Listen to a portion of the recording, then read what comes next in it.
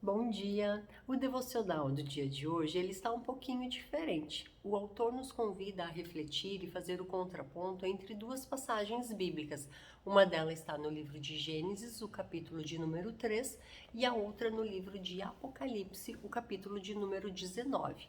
Eu convido você então a fazer a leitura destes textos e após retornar para seguir ouvindo a meditação do dia de hoje. Hoje, então, no dia 29 de junho, acompanhe comigo o nosso devocional diário. Se você é filho de Deus, quando você pecar, pode correr para Deus e não fugir dele, porque todos os seus pecados foram cobertos pelo sangue de Jesus. Há duas cenas diametralmente contrastantes, uma no começo da Bíblia e a outra no final. Na cena inicial, no livro de Gênesis, vemos Adão e Eva vestindo-se de folhas e escondendo-se de Deus em culpa e vergonha, como resultado de seu pecado. Foi um desastre horrível demais para ser expresso pelas limitações da linguagem humana. Abençoados por um relacionamento voluntário com o Senhor, Cristo e Rei do Universo, abençoados com um belo jardim repleto de todas as delícias, eles realmente tinham tudo o que poderiam desejar. Eles foram feitos por Deus e para Ele. O propósito maior de suas vidas era ter Deus como o centro. Tinham sido criados para gozar a eterna comunhão com Deus. O amor a Deus e a adoração a Ele deveriam ser os dois principais motivos de tudo que viessem a fazer. Como este vínculo pôde ser quebrado tão de repente? Como poderiam agora ter medo de Deus? Como podiam agora tentar esconder-se daquele que era a razão de toda a sua existência? É triste admitir, mas a resposta a esta pergunta é simples. O pecado, com seu peso de culpa e vergonha, os separou de Deus e os levou para fora do jardim da presença e provisões divinas. O vínculo estava rompido. Como poderia ser reparado? A segunda cena, que está no livro de Apocalipse, é a cena das bodas do Cordeiro. Ali também temos um ajuntamento de pecadores, mas eles não estão constrangidos de vergonha. Não os vemos escondendo-se pela culpa, nem fugindo amedrontados da presença de Deus. Não temem o poder de sua ira. Não, estes pecadores estão celebrando porque o vínculo quebrado no jardim foi restaurado.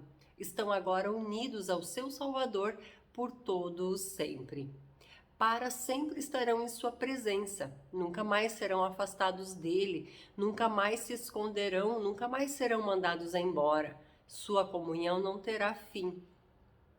Os louvores de sua celebração jamais cessarão. Suas vestes foram lavadas e agora são brancas e puras. Foram revestidas pela justiça de outro. Por causa dele é que foram aceitos. Não há mais condenação para eles. Não há pecado que os possa separar. Trata-se de uma cena de tamanha beleza que descrevê-la extrapolaria os limites da linguagem humana.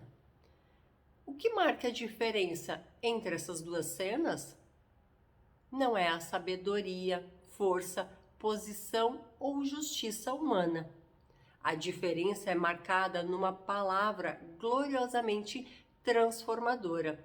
O nome mais importante depois do nome de Jesus em toda a Bíblia é graça. Graça na pessoa e na obra de Jesus. A sua obra que se apresenta para nós através da sua vida, morte e ressurreição. Isto é o que realmente faz a diferença. Portanto, se você é filho de Deus, pare de se esconder atrás das árvores da vergonha.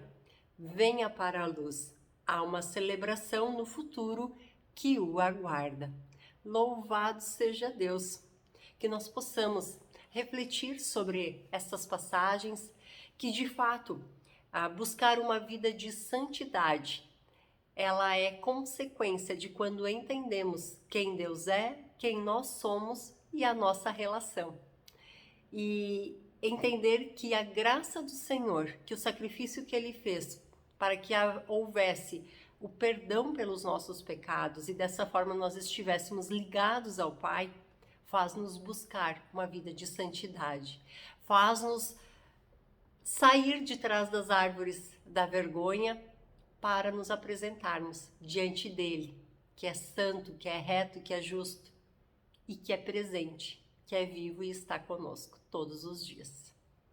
Este então foi o nosso devocional de hoje do Paul Twib. As misericórdias do Senhor renovam-se a cada manhã. Que Deus possa abençoar grandemente o seu dia.